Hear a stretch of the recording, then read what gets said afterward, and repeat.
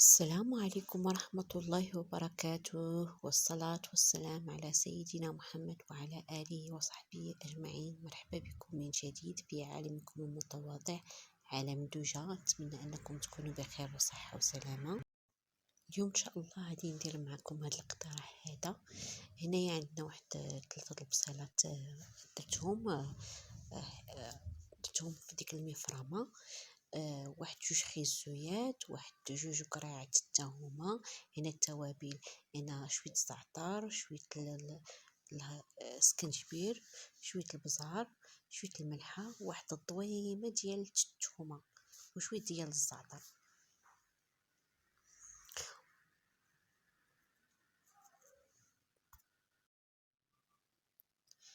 هنا غادي نديرو مع هاد الخضره هادي اللي غادي نديرها في هاد المقله هادي كبيره، وغادي نشحرهم. غادي نديهم ونجيبهم في المقله، وغادي نزيد عليهم.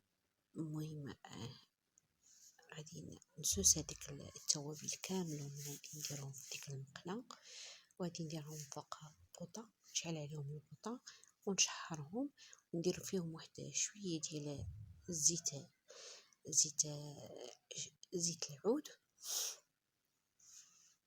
هنا غادي نديهم ونجيبهم بهاد الملعقه الخشبيه.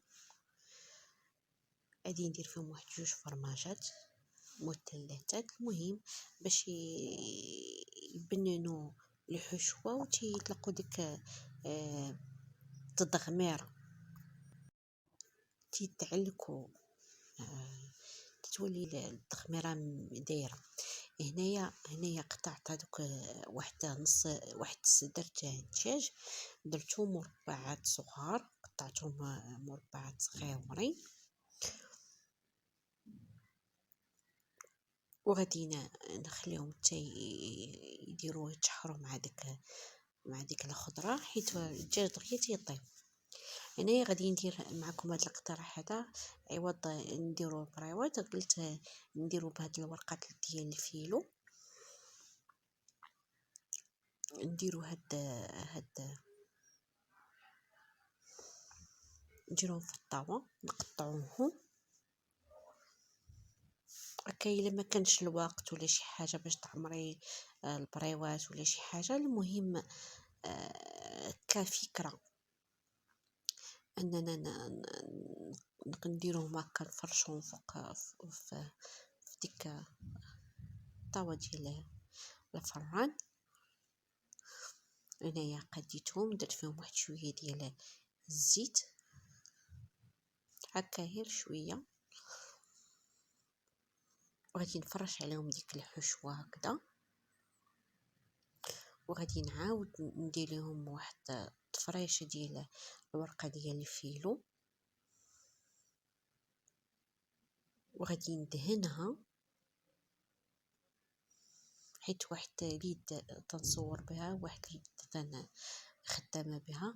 انا دوبت واحد شويه ديال الزبده حتى هي، باش حيت الزبده دير هاد الورقه الفيلو تتكرملها، ديرها.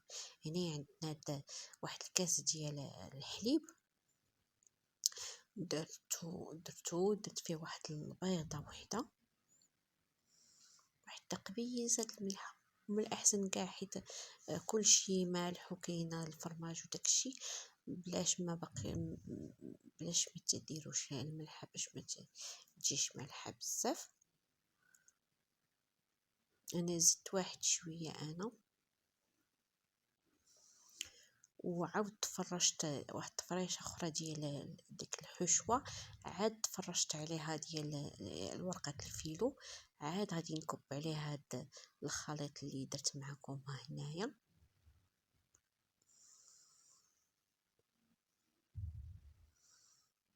وغادي نقطعها مرصويات مربعات، كل واحد المرصو ديالو هكذا. تجي ساهله وسريعه، دغيا تدخليها في الفران تطيب ميم ربع ساعه 15 دقيقه، ولا على حسب الفران. ولا الفران ديالو وتتقدميها بالصحة والسلامة.